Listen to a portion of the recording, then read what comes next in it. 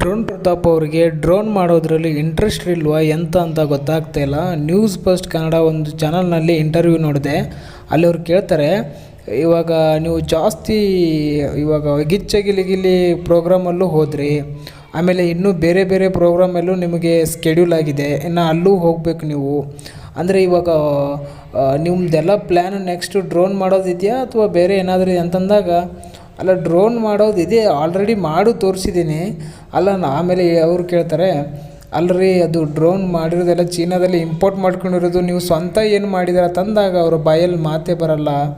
ಆವಾಗ ಮತ್ತೆ ಪ್ರತಾಪ್ ಅವ್ರು ಹೇಳ್ತಾರೆ, ಹಾಗೇನಿಲ್ಲ, ನಾನು ಅದನ್ನು ಫೋಕಸ್ ಮಾಡ್ತೀನಿ, ಹಾಗೆ ನನಗೆ ಡ್ಯಾನ್ಸು ಕೂಡ ಬರುತ್ತಲ್ವ, ನೋಡಿದಿರಲ್ಲ ನೀವು ಡ್ಯಾನ್ಸು, ಅಲ್ಲೂ ಡ್ಯಾನ್ಸು ಕೂಡ ಮಾಡ್ತೀನಿ, ಗಿಚ್ಚಿಗಿಲಿ ಪ್ರೋಗ್ರಾಮ್ಲು ಹೋಗ್ತೀನಿ, ಎಲ್ಲ ಕರೆದ್ರು ಅಲ್ಲೂ ಎಂಟರ್ಟೈನ್ಮೆಂಟ್ ಝೋನಲ್ಲೂ ಹೋಗ್ತೀನಿ. ಆಮೇಲೆ ನಾನು ಡ್ರೋನ್ ಮಾಡಿ ತೋರಿಸ್ತೀನಿ ಅಂದಾಗ, ಇನ್ನೂ ಯಾವಾಗ ತೋರಿಸ್ತೀರಿ, ಎಷ್ಟು ವರ್ಷ ಆಯಿತು ಪ್ರತಾಪ್ ಅವರೇ, ಇನ್ನೂ ಯಾವಾಗ ತೋರಿಸ್ತಾರೆ ತಂದಾಗ ಕರೆಕ್ಟಾಗಿ ಏನೂ ರೆಸ್ಪಾನ್ಸ್ ಮಾಡಲ್ಲ. ಅಷ್ಟರಲ್ಲಿ ಒಬ್ಬರು ಕಾಲ್ ಮಾಡಿಬಿಟ್ಟು ಹೇಳ್ತಾರೆ, ಪ್ರತಾಪ್ ಅವರೇ ಇವಾಗೇನು ಡ್ಯಾನ್ಸಲ್ಲಿ ಫುಲ್ ಬ್ಯುಸಿ ಇದ್ರೆ ಡ್ರೋನ್ ಮಾಡಿ ಜನಗಳಿಗೆ ಯಾವಾಗ ಪ್ರೂವ್ ಮಾಡ್ತೀರ ಅಂದಾಗ, ಅವಾಗಲೂ ಏನೂ ಉತ್ತರ ಕೊಡೋಲ್ಲ ಕರೆಕ್ಟಾಗಿ. ಅವರು ಬೇರೆ ಏನೇನೋ ಹೇಳಿ ಯಾಮರ್ಸ್ತಾರೆ ಮಾತುಗಳಿಂದ.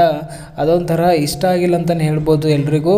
ಪ್ರತಾಪ್ ಅವರು ಇವಾಗ ಇದರಲ್ಲೇ ಮುಳುಗೋಗ್ತಾರ, ಎಂಟರ್ಟೈನ್ಮೆಂಟು ಇದೆ, ನೀವು ಅಲ್ಲಿ ಇಲ್ಲಿ ಡ್ಯಾನ್ಸು ಪ್ರೋಗ್ರಾಮು ಅದರಲ್ಲೇ ಇದರಲ್ಲೇ ಹೋಗ್ತಾರ, ಅಥವಾ ಅವರ ಕರಿಯರ್ ಮೇಲೆ ಫೋಕಸ್ ಮಾಡ್ತಾರ ಅನ್ನೋದೇ ಒಂದು ದೊಡ್ಡ ಡೌಟ್ ಬರುತ್ತೆ.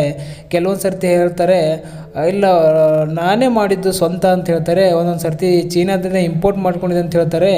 ಇನ್ನೂ ಕೂಡ ಕ್ಲಾರಿಟಿ ಇಲ್ಲ ಅವರ ಮಾತಲ್ಲಿ.